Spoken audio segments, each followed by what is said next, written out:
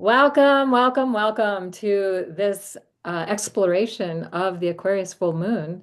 And we're going to be talking a lot about freedom from the known, Aquarius being about going into expanded states of consciousness. That a lot of times the things we think we know aren't necessarily, later on, there's discoveries that show, oh, maybe that wasn't true. We were talking about this earlier and saying, there's discoveries in medicine and there's discoveries in archaeology and there's discoveries in the cosmos that are like, oh, we thought this was the way it happened or was, or the truth of it was, and now maybe not. So, anything you want to add to that, Erik? No, that's you're right on. There's a lot of discoveries happening all over the place, and really, I follow a couple of science channels to keep up with any kind of breakthroughs, particularly in space science and stuff. But they keep discovering things that just kind of blow their minds and help to rewrite what they think they know. Even as regards to the age of the universe, and there's this thing called a cosmology crisis because there's the sense of like we really don't know how old the universe truly is, because of certain measurements and things that are being picked up that are not fully understood yet. So we are careening toward more unknown territory here, and this full moon is definitely playing a role in that. Yep, beautiful. Love that. All right. So here's just a perspective of the known knowns and unknowns that is worth just tuning into because it kind of sets the stage for what we're going to be exploring. There are known knowns and things that we know or think we know, which we were just speaking into, things that we think we know, but then sometimes we find out that it wasn't really true after all. And there are known unknowns, things we know we don't know. And there are unknown unknowns, things we do not know that we do not know. So this is like how we expand that Aquarius aspect, that Aquarian perspective. It's like, oh, there's things that we don't know that we don't know. Now, known knowns are often limiting. Known unknowns are often scary. Freedom occurs when fear of the known and the unknown is accepted and released. So this is something we can energize as we're going into this full moon. Yeah, absolutely. In fact, if we think of most of human history, and there's a lot of times where because something is unknown, that it creates a lot of fear, and it creates also a response to that fear, which can be violent, or violent to the person, running away, violent from themselves, but also with other communities, violent. Oh, they're different, they're unknown. I can't swallow that world anymore. So I gotta destroy it. I gotta smother it in order for me to feel like I'm okay. Um, and so that's the thing here is there's the true freedom comes as Kaylin wrote here. The freedom does come when fear of the known and unknown is accepted and released. So we don't have to let it own us. Um, and in fact, in Sagittarius, and you, Kaylin, have some Sagittarius, it's that unknown that generates and inspires curiosity and a desire for meaning around that, desire for some truth. So that desire to just step into the unknown because there's something beckoning, if you will. And something pretty magical and amazing might be possible when we're willing Yes. into the unknown and let go of everything it is that we know that limits us and keeps us in a certain place or a certain mindset or a certain condition, whatever that might be. So I love that. So good. And in the Aquarius, it's that sense of like experimenting with the unknown, like sense of like doing things that are not in the rule books, that are kind of in that unknown territory. So, um, yeah, I mean, we can go on and on about that, but Yeah. this, it's, it's, It's so good. it's, It's so good. I think Very people get Aquarian the, because Aquarius does want to be on the leading edge of new ideas, new ways of seeing things, experimenting with things in new ways. And that's where growth and evolution happens. So hence the next slide. Oh, Yes. yeah. Here we go. Oh, thanks. So, August 9th is the Aquarius full moon. And as we've been talking about, Aquarius is a revolutionary change agent for evolutionary purposes. Sometimes the revolution might not seem like it's for evolutionary purposes, but when it's healthy, that's what Aquarius is all about. It's all about the evolution. Revolution for evolution, we could say, is another way of saying that. So it's about being free to be who we are as we are doing that, that helps uplift all life. So that is the essence of what Aquarius is about. Now, there's of course the shadow side, and may not look that way always, but that's the intent. And freedom. This is Thich Nhat Hanh. He says freedom is the basis of all happiness. Without freedom, there is no happiness. So this is something to keep in mind, like how can we energize in this full moon, let go of the things that keep us from being free, from being willing to embrace the unknown and going into new territory, and then create that sense of freedom so we can be happy. Everybody can be happy. Yeah. And if we could think, you've got the Earth's shadow is projected right here on the slide in the night sky, and that's like at the handle and the arm of the water bearer there. So I'm trying to balance out what the water bearer is pouring out in the cosmic water. So there's a certain like grabbing hold and wanting to grab hold of that wisdom, that knowledge. All right, so this is one of the charts we're going to show to you during this video here. And I bring this in specifically to point out that there's this really incredible kite formation happening in the sky just before and during the uh, full moon in Aquarius. So it forms this with Pluto, Uranus, and Mars, and then opposite Mars is Saturn and Neptune. Now Saturn and Neptune become a focal point, and Mars is sort of like helping to kind of bring in the energy into that space there. Meanwhile, you've got this full moon, which is not quite formed here in the first of the two oppositions. It doesn't happen until Mars reaches 128 Libra, and so it's right in between the opposite of Mars and Saturn and Mars and Neptune. But this full moon is tagging along as part of the energy. I'm gonna have a different slide a little bit later, here in a few moments that talks about what that represents. But I feel like Saturn, Neptune, and Mars are strongly in uh, the picture of this particular full moon. Like they're being activated by this in an unusual way. It may not be like exact conjunct or a hard square or something like that, but there is something there, and it just happens to be taking place now.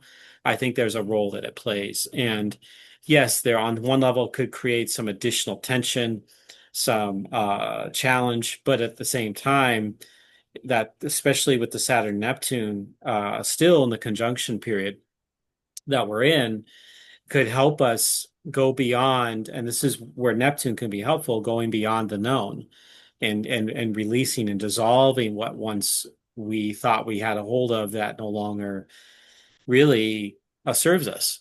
And so, and then Saturn's role is on an ideal level is to help bring our vision of what we potentially want into reality. So there is some of that. And the fact that Mars is in the sign of Libra may give it some ability to connect and have relations and connections with others instead of like sort of the hard aspect of just the combativeness of things instead of more of this flowing energy, especially with the kite formation with Pluto and Uranus in the picture here. I think really strongly represented. So I love that this full moon is really sitting here, and I've got a difference of 30 minutes or half a degree. That's the difference between the Saturn and Neptune. That's what that represents. I probably should have put it in a different place on the slide, but I wanted to explain that so you all know about that. Also, I'm just loving that we have a grand air. I have a grand fire trine, a grand air trine. A grand air trine, yes. In the full moon of air. And so it's really putting a spotlight on the air element and the mysteries of the mind and of consciousness and how are we changing our minds? How are we expanding our consciousness as well? So, and then with Saturn and Neptune sort of anchoring that with in that kite formation, it's profound. It just feels like because the moon will have been with Pluto as part of that grand trine hours before. So then it takes that energy and moves into that full moon. And so, wow. Yeah, it's bringing the wisdom of the underworld into the air trine, and helping it come into kind of a more of a focal point for humanity. And so our mind, our thoughts, our communication, our relationships, all that is being really elevated up to a higher degree. And that this period, as soon as Mars on August 6th moves into Libra, that period from August 6th to August 11th, with the full moon right in the middle of all that, is pretty profound. So it's not to be taken lightly, but it's also maybe something that you want to ceremonialize. Like if any of these aspects, particularly the full moon, happens to be activating part of your own chart, Leo and Aquarius, or even the other air signs, or the uh, service to the culture, um, signs, Cancer, Aries, Libra, and Aries. Sorry, Cancer and Capricorn. Sorry, all of that. Any of those are being activated, then this is something that is going to be really having a impact in your life. So definitely pay attention to that. I've got another slide about the relationship between Mars, the Sun, and the full moon, and Saturn, Neptune as well. It's kind of the layers underneath some of the major constructs, so the aspects here. So yeah, I've got this is just more of information that I'll read some of this here. But this is just for a reference. So the oppositions may trigger counterpoint to what Mars and Libra symbolizes.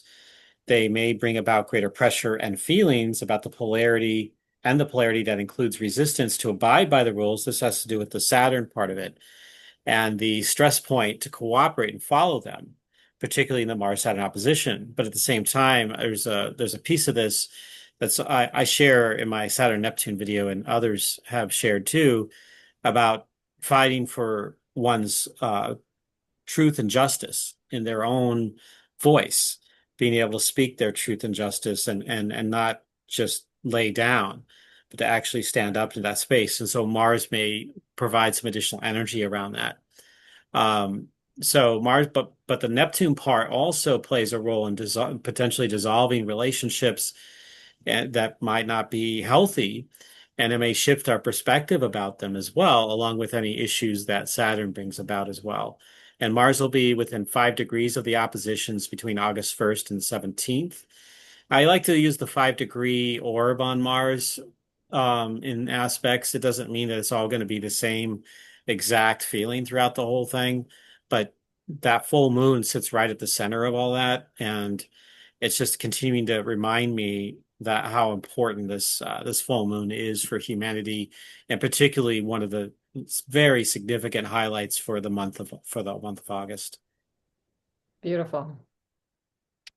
All right, so and then this other layer here. Now, normally I don't talk about the what some call the minor aspects or the subtle aspects, but I thought because it formed this interesting rectangular formation in the middle of a Mars opposition to Saturn and Neptune during this full moon.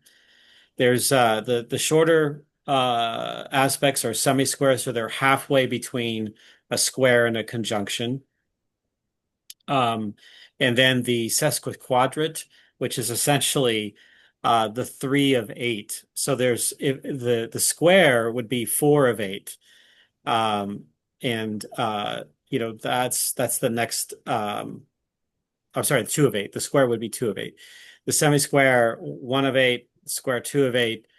Uh, the sesquisquadrate is three of eight, and then the four of eight would be the opposition, and that's how that would come together. And so, how, and this is Dane Rajar, astrologer. I got to been doing research around this, and how he looks at the semi-square is this dissemination of the energy of the decision and the action that's taken in the square, and then gets disseminated. It gets to, like, there's another step in the action. Maybe if you're making a product, you're making it during the first part of that square, and then the dissemination and the semi-square is your kind of marketing, your advertising, you're distributing it out to people in that kind of way.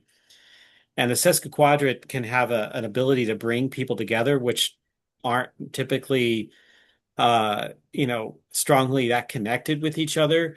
And depending on the signs, that is, so it can have that ultimate evolution. So it's motivating us to cooperate. So what Dane Bajar stresses is that if you're not including other people, and if you're just trying to do it all on your own, that's where you can have breakdowns. Again, this is not like something that overwrites the squares and the oppositions and the trines or anything. No, it's a subtle energy that's important, but it's kind of you have to really tune into it in order to feel it. And so go It ahead. feels significant that Mars in Libra is part of this whole thing too, bringing people together. So Yes. if you think about the Libra mysteries, it's like, and not doing it on you can accomplish far more together than you can on your own. So I love this. I love that also that these angles are describing the sesquiquadrate is describing bringing people together. Yeah. Yeah. Yeah. He goes into a lot of complex stuff in there, and I just try to filter it down to what I got from it. Like, the most healthiest expression of that sesquiquadrate is to bring people together. There's a lot more, obviously, that goes into that, and I don't want to, for those that are not in that uh, fully understanding of astrology, you could skip over this part if you want, but it's that if you wanted to kind of look at it as a degrees, a square is a 90-degree angle or aspect, opposition is 180 degrees. A semi-square is between the conjunction of 0 degrees and 90 degrees, so 45. And then you add 45 times 3, you get 135 degrees, and that's the sesquiquadrate.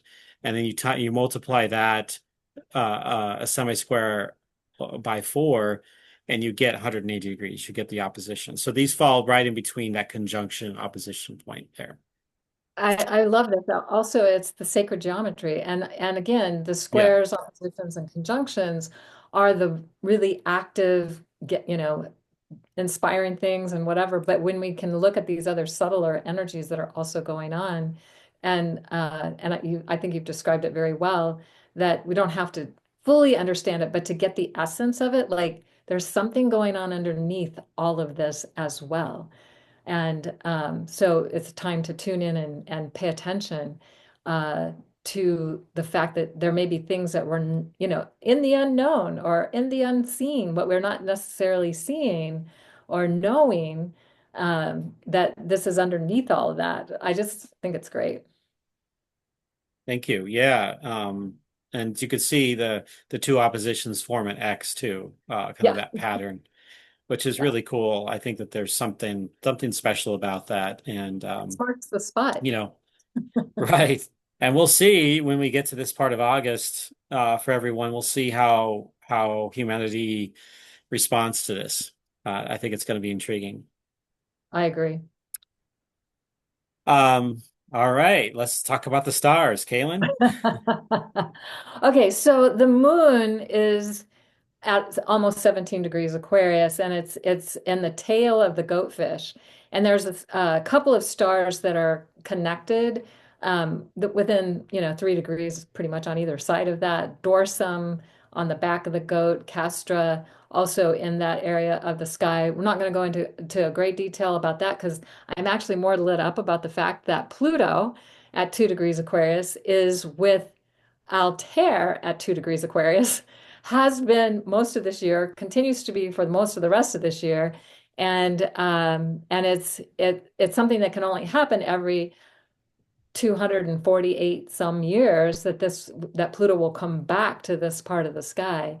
And if we think about Altair as the eye of the eagle, and it's in the Navigator's Triangle, also known as the Summer Triangle. And then Erik and I did a course on the stargates or triangles of our destiny, or I can't remember exactly the name of it.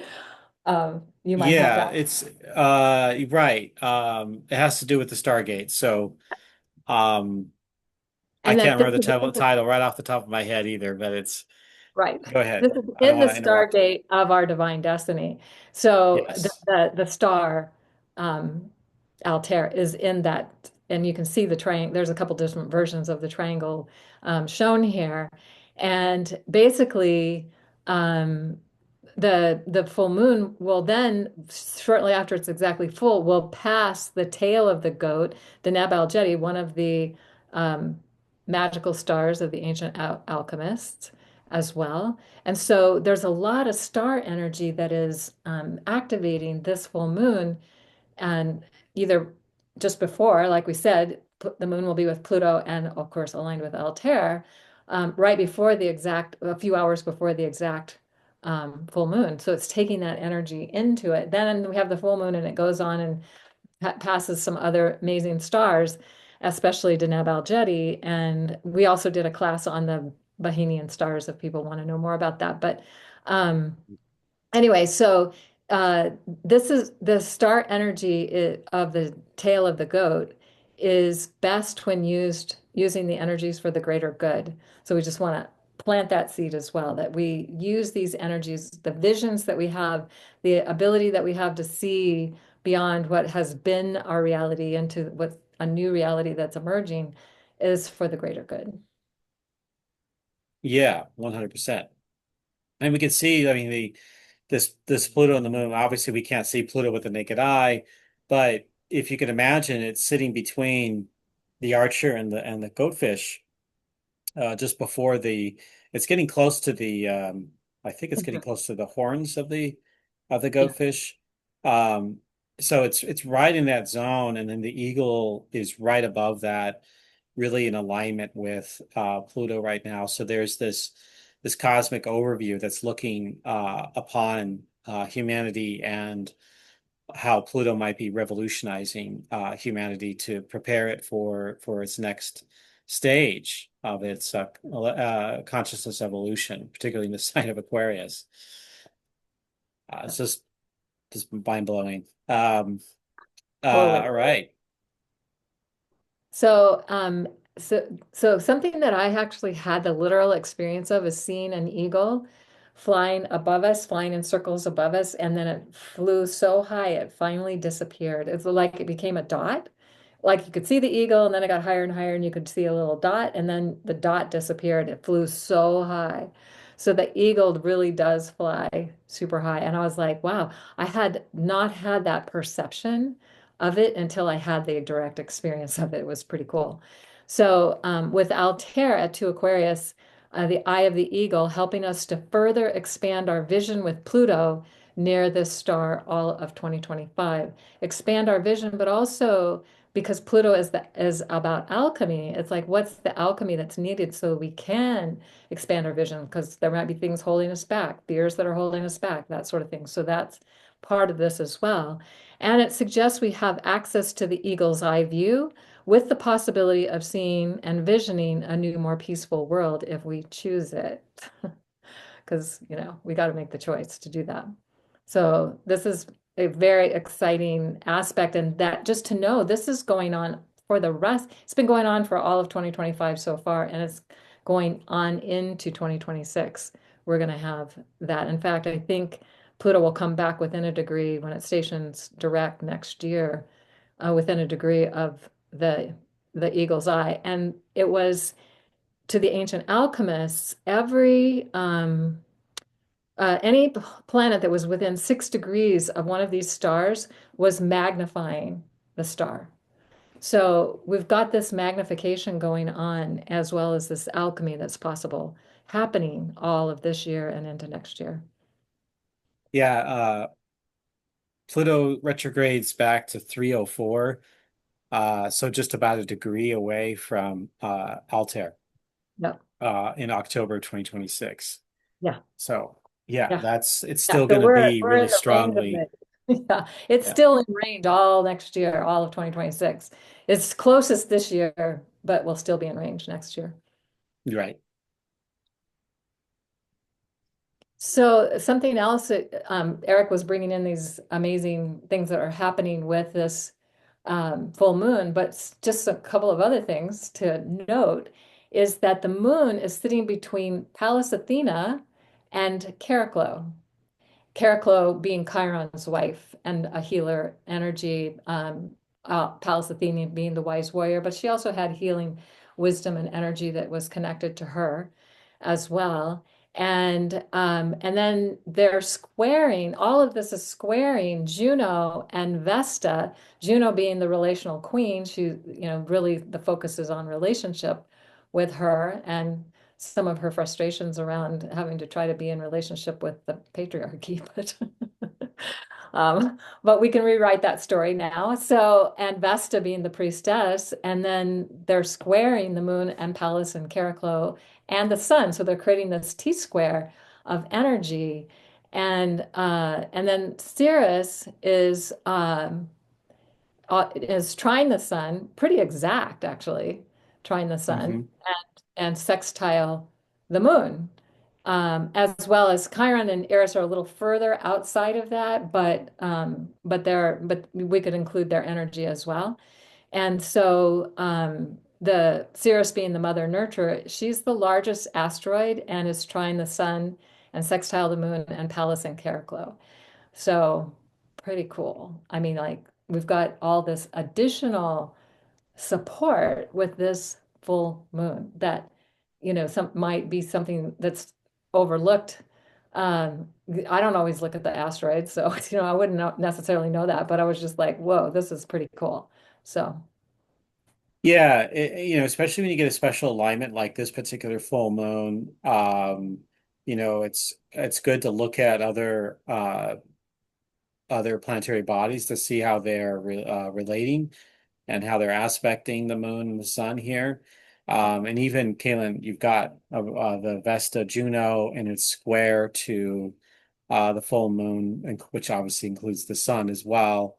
And right, so when you're looking at like these are traditionally they're the fixed signs, but really in a from a more spiritual or shamanic perspective, it's the signs of self-exploration.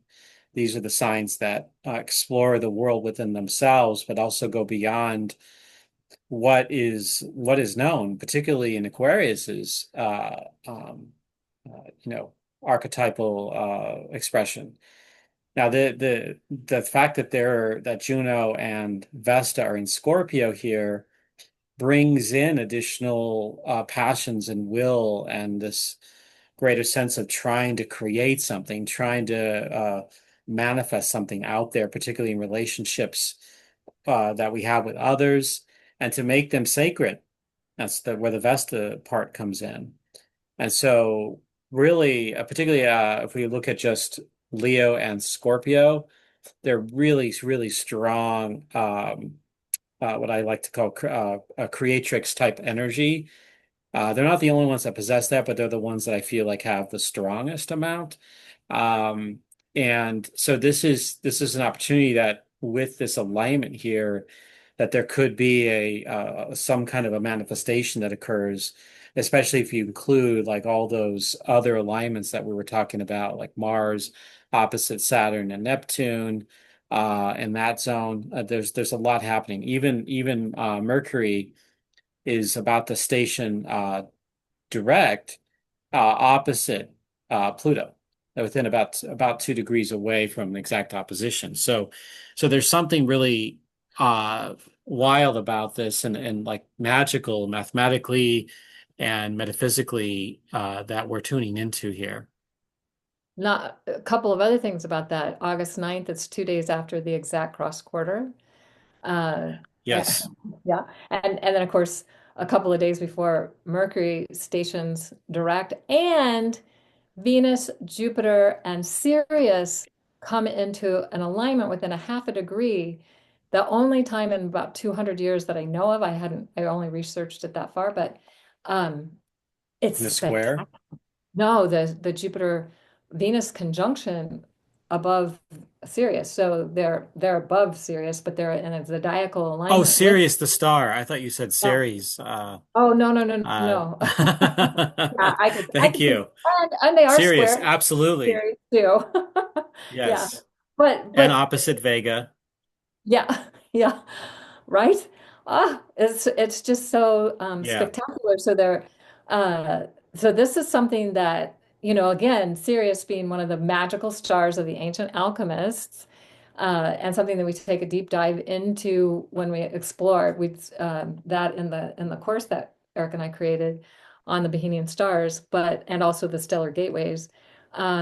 So this is something for us to also be aware of, that we're in that approach to the exact conjunction, but the energy is already present um, on the day of the full moon. Energy is already very much there. Jupiter is within a degree of Sirius. Venus is going to catch up in the next couple of days. She moves a lot faster. And the thought that's been coming to me is the Oracle of Delphi, something that you said, Eric, about knowing ourselves, because that over the temple of the Oracle of Delphi, one of the statements was, know thyself.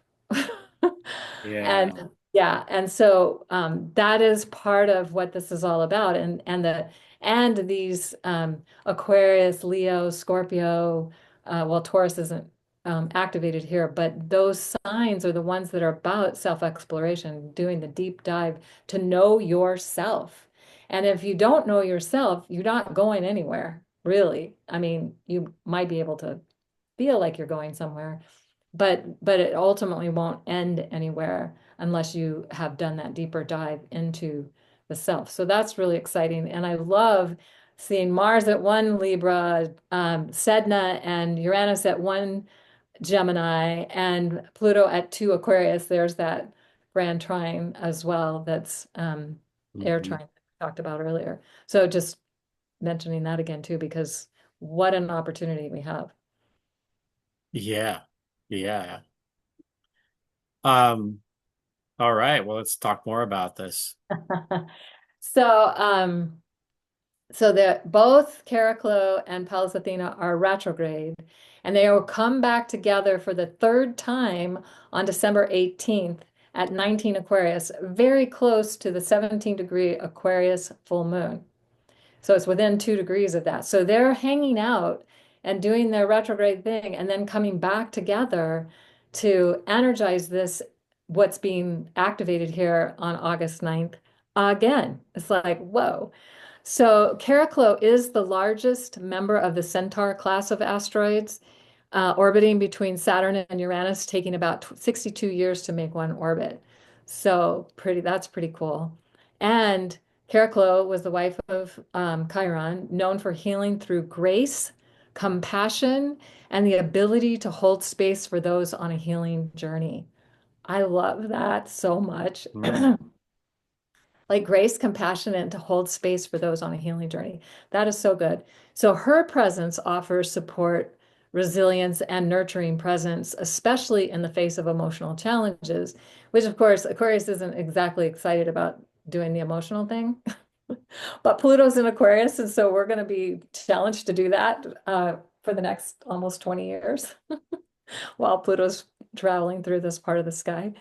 And That's then right. Pallas Athena is one of the four largest asteroids. And you can see here Sirius is the biggest one. Vesta and Pallas Athena are about the same size. And Hygeia, who's also another healing asteroid, has to do with the healing realm. I think the daughter of Chiron. Anyway, she represents the mind. Pallas Athena represents the mind expressing through creative intelligence, strategic thinking, and the ability to problem solve, which is very seems very Aquarius to me too.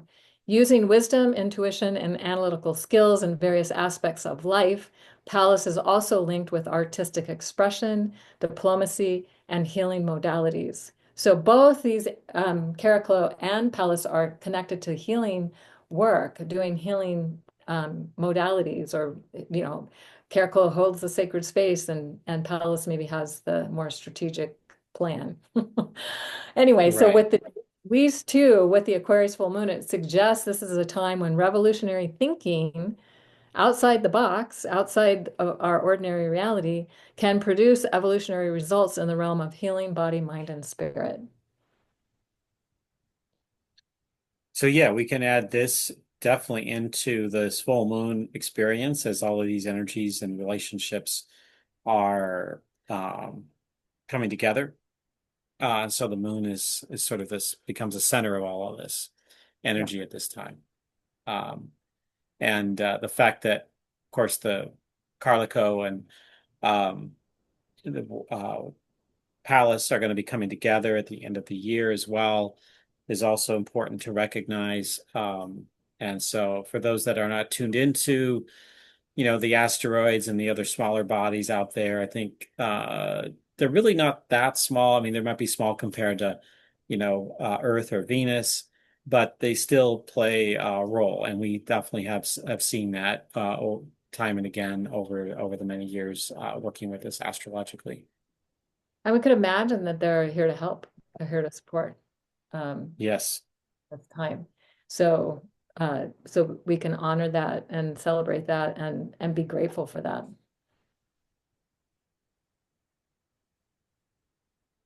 All right, so now we're going to look a little bit more at the embracing the unknown as the essence of true freedom. And that this is, I think this full moon is a reminder for us to do that. I think we could be reminded anytime, but definitely this is a great time to be reminded of that. And Krishnamurti wrote a book called Freedom from the Known. And he says that our personal and collective conditioning, going beyond the beliefs and thoughts of our past experiences, is how we need to break free from all of that, because otherwise we're stuck in that.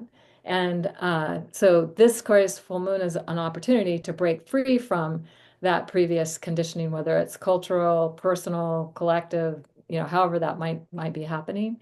And releasing the past helps us engage a more direct and authentic experience in the present moment. And you might remember that was one of the things, was releasing the fear of the unknown at the very beginning, the quote that we did at the very beginning. So releasing that is helpful, releasing the past. And then Krishnamurti suggests there is a power in detached, unbiased observation. Can we observe from a detached place where we're not invested in an outcome? Or it's not, it's like if we think it should look a certain way, is that what it's going to look like? Or can we let go of that and see what's really there? Uh, so detached observation is only possible when the mind is free from the known and any possible judgments that go with what is known, because we often have judgments about what we think we know. So can we let that go? Can we release that? When we observe with a mind burdened by past knowledge or expectations, we are not truly seeing what is. We're seeing what we think it should be. It's usually what we're seeing. So instead, we're projecting our preconceived ideas onto the present moment. And so, how do we get to a place where we're free from that? And he also said there's no path to reality. Reality is not to be found through any path, it is to be found through the uncharted sea of self knowledge. The immeasurable is not to be measured by the path of the known. And Mm. so if we think about the Oracle of Delphi, know thyself, this is like saying the same thing. Know thyself, your Yes. true self, your real self, your defined self. I don't know, some aspect, because a lot of times the self that we think we know isn't maybe really what's true. And we can put on a mask that masks our ourselves, even to ourselves, not really knowing because we're wearing this mask all the time. And so is that really our truth? Is that really us? Or is it just you know, a mask that makes other people comfortable, and but is not really who we really are? And so that's something we can also look at. And during this full moon period, um, is and especially with Pluto in Aquarius, is facing that fear of like looking at ourselves in the mirror and recognizing who we are. Well, yeah, facing our fears that maybe even, like we think we know, or we like, oh, um, it's all my fault. Everything's my fault. There can be that belief, and then realizing, oh, wait a second, maybe that's not true, and having a different perspective of ourselves as a result of recognizing that that's not necessarily true. So that's just one example. Yeah. Yeah. So there is no path to truth. So just like he said, there is no path to reality, there is no path to truth. Truth is experienced when there is no path. Interesting to think about. And he says freedom and truth are not something to be reached through a specific method or system, but rather something that arises when the mind is free from the known, when the mind is capable of direct perception. So when we're free from the known, then we're capable of direct perception that isn't clouded by the things that we think we know. When we free ourselves from the known, we can live more fully in the present, experiencing life without the interference of past regrets or future anxieties. That's really good. So the state of presence allows for a deeper understanding of ourselves and the world around us. That's the whole point of this. And so he also talks about this as a state of innocence where the mind is fresh, young, and open to new possibilities. And that's what this full moon is all about, being open to new possibilities. So it's not a passive state, but an active and alert state of awareness, free from the limits of what we think we know, and being open to experiencing what is beyond our known reality. Yeah, this is really apropos for what we're all talking about here. And I love the graphic, the stairway to the cosmos there, and with the full moon in the background there. It's like, in fact, the moon, it does symbolize our part of our lineage and our ancestry and the our old story, and so that there can be a recognition of self by recognizing what our old story was to give us some kind of perspective about what we're trying to build now in this lifetime.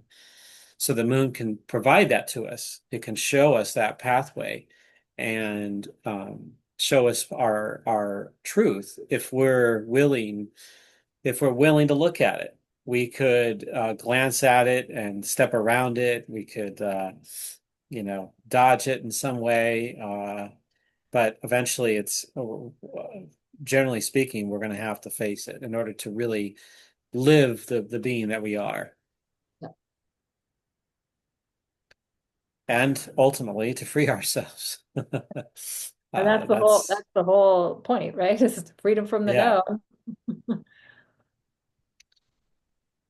known. Okay, so this is just another graphic that shows where the moon is and how it's generally going to be somewhat low in the sky, though not as low as the past full moons, especially those ones that were out of bounds. This one isn't out of bounds, but it's right on the back and the tail of the goatfish, as we talked about earlier. And you can see Saturn and Neptune are here in the fish constellation.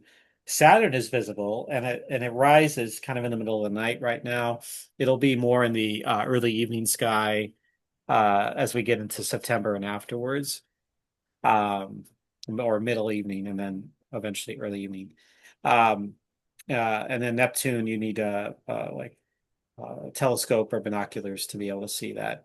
But this is like you can get a visual here, and then here is Altair right up here, and Pluto is I don't have it shown, but one of the previous slides that Kalen created it shows where Pluto is here, and there's Altair up there. So Altair will be fairly easy to see for most people, even with the full moon going on. So definitely, if you get a chance to get out there and connect with the full moon and look toward Altair and hopefully Saturn as well at that time. The stars of the Navigator's Triangle. I like saying navigators now, though it got named Summer Triangle some time back, but it was the ones the navigators used for a long, long time. So that's why it was called that first, and then it got renamed Summer Triangle. And that's because in the northern hemisphere you can see it in the summer. In the southern hemisphere, not in the summer, more in their winter. So, but also that triangle that of stars, that star gate is to our divine destiny. And so they're the brightest stars. You can't miss it. Even if you've got, a full moon out there, you probably can still see those stars in that triangle and tune in and get and see if there's insights or that eagle eye view coming through that may have some information or insight for you. Yeah, they're far enough away from the full moon that it should be fairly easy to see, unless you have like a lot of light pollution in your city, like if you're in a well-lit parking lot or something like that, and you're going to need to move away from that in order to go and see the stars. All right. So this is just another slide showing the X that is formed here in this Aquarius full moon that is at 12:54 a.m. Pacific Daylight Time on August 9th, 2025. And we're going to talk about the Sabian symbol associated with this. We, of course, add one to that. Now, it's at 1659, so it's like right almost exactly at 17, Aquarius. So the Sabian symbol of this is a watchdog standing guard, protecting his master and possessions. And this is from Linda Hill's book called The Sabian Oracle, who she was inspired a lot by Dane Rajar and Mark Edmund Jones. And there was a woman that worked with Mark Edmund Jones on the original Sabian symbols. Off the top of my head, I can't remember her name. But that inspired Linda Hill's work and doing the book, The Sabian Oracle. So the keywords, guardianship, things that stand, guard, and protect, being on alert against invasion or trouble, loyalty, possessiveness, jealousy, the worry of loss, alarm and security systems, locks, watchdogs, being afraid of intrusion, survival instincts, bouncers and muscle men, security guards and dogs, consistently checking up and having one's ear on the ground for danger. So we might ask, what insecurities are being tested, and where does fear, rule the roost?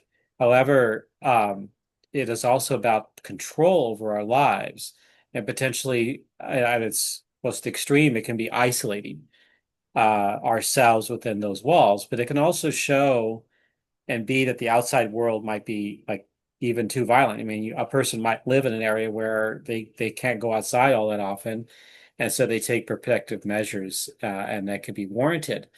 However, that also there's always a price to pay, to our soul when we're not able to even breathe or get out of our fear mode. So are we doing that also just like at a general level? Are we just having emotional walls? We're not allowing other people to connect to our heart? Are we too protective over that? And, Aquarius can sometimes be very detached from its heart. It can be more focused on the intellect and more focused on consciousness, on that sort of that universal energy rather than the feeling function. So that's something to think about when we're connected into that. What areas of life are we protecting? Do we have our heart locked away, or do we have a thousand security systems in our home, in our place, so that our stuff, our materials are well protected, but at the same time, are we going to live in that energy and live in that fear? So we have to think about that and maybe consider our options at that point. And so this is just a symbol of that, kind of adds another layer to what we've talked about so far. I love that this has to do with that. That Sabian symbol, because it's about so much of what we've been talking about with this full moon anyway. And about our fears and releasing them. Um, and so this is just another confirmation. Yeah. Yeah.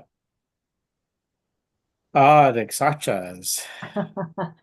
So this nakshatra, and I show here where it is located in the goatfish, also known as Capricornus, but it's the sign, the seasonal sign of Aquarius that moves through it. And you can see the full moon on the back end, close to the back end of the of the goatfish. And this is considered nakshatra 22, Shravana. And it's the essence of vibration that listens, understands, seeking learning and wisdom. So this is some other additional insights that we can add to everything that we're seeing about this full moon. Um, and it's right on the edge. It's like been passing through all the way up to the exact full moon. It's been passing through the whole day, actually, like about 24-ish hours before the exact full moon. And also interesting that it's around 4 degrees Aquarius and Pluto's around 2 degrees Aquarius. So that we could say that Pluto, right underneath all that, is getting ready to enter that nakshatra. We'll do that next year. And this maybe it already did this year. I forget what degree it was when it went retrograde, but it might have been really close to that. So anyway, Pluto? yeah, Yeah, I think it's stationed very like within minutes of that, if not right on it. yes. Um, so that is 349. It's stationed at Uh, 349. Ah, yes. right. So very, So very close within a couple of minutes of being precisely in that nakshatra. So yeah, so it's getting the influence of that as well. This area of the sky honors sacred connective energy from the inside out. So we've been very conditioned to seek things from the outside in, like outside validation, outside, somehow if we're successful in the world, it looks a certain way in the outside world, but what's really within? So what's that sacred connective energy within ourselves? Associated with Lakshmi and Vishnu, this nakshatra is about cosmic harmony, pulsating with all attentiveness that is decoding the whispers of the cosmos. Oh, love that so much. mhm. Decoding the whispers of the cosmos. Yes, so this is another opportunity we have with this full moon, and really the 24 hours leading up to the exact full moon as well. And the moon moves about 1 degree every um, 2 hours. So it moves anywhere, sometimes a little faster. So anywhere between 12 to 15 degrees. 12, yeah, Per a day. day. Sometimes it's moving a little faster, so it's moving a little faster than 12 degrees a day. But anyway, Shravana means hearing and is ruled by the moon. It so there's this nakshatra is ruled by the moon. How cool is that? It relates to listening to others and one's inner voice and the whispers of the cosmos, symbolized by a full moon and supported by a crescent moon. So the symbol up in the corner has a circle and then it has like a crescent underneath it up in yeah, right there. And then the three smaller circles connected by lines to the larger one evoke the connection between speakers and listeners.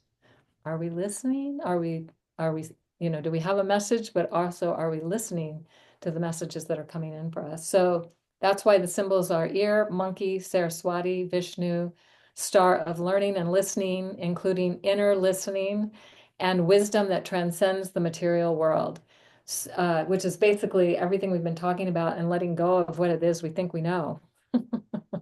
So I love how this nakshatra really supports everything we've already said, and it just kind of amplifies and highlights all of that. It's interesting that the art of the goatfish here does show like the ear right on the boundary in the beginning of this nakshatra. So I Yeah, find that fascinating. that's And the fact that this is generally the head and the horns anyway. I mean, right. these Algeti up here, Dav, all of that is the head and the horns. And so the ear would naturally be in this zone anyway. So artistic rendition, but at the same time, it's really, I think, very resonant with the symbolism here of this nakshatra. Beautiful. All right, so So we're going to wrap this up with a quote from guess who? Krishnamurti. But it feels like it really sums it all up with the full moon. Well, it's not opposite Pluto, but it is kind of opposite Pluto. It's opposite Pluto earlier than the exact full moon. But because of that, it's like taking this deep. So to learn to discover something fundamental, you must have the capacity to go deeply. And I think that is something that we've been talking about. So, Mhm. so hopefully this has been helpful, inspiring, gives you a sense of how to work with the full moon. Anything you want to say to wrap this up, Erik? No, well, just in a sense of this is part of like what astrology is, and that we can access it at any time in our lives by just connecting with the earth and the sky. And in this case, a full moon, which is the easiest thing in the sky to see after the sun, that we can connect with, we can resonate with. It's you don't have to have all the knowledge of the stars to know where the moon might be, or all of that. So you can connect with it and then know some of the primary symbols, particularly in this case, freedom from the known, and how you can work with that on your own as well. Know thyself, and facing fears, connecting beyond where you are into the unknown, and being able to step into that space. Because in order for us humanity to grow, we need to connect with that unknown, or else we grow stagnant and collapse and implode, collapse in ourselves. And so Pluto, and combined with this full moon and these other alignments and symbols that we've talked about, really do a great job of helping us do that. So you don't necessarily need to know all the specific degrees and locations of every little thing, and to memorize the patterns, just some of the major points that Kaylin and I have talked about in order to connect with this yourself. Yeah, because we want to be free from the known. Exactly. So So the stepping out, and details, it's not, I love the details. I have Mercury and Aquarius. I kind of do love the details, but I do also, too. yeah. But also allowing ourselves to move beyond all of that, and hopefully what we've shared with you inspires you to get your own insights and connection. That's the whole point. So hope you all have a great, amazing, magical Aquarius full moon. Yes, everyone, enjoy the full moon, and until next time, we'll be focused on the full moon of September. So take care, everyone.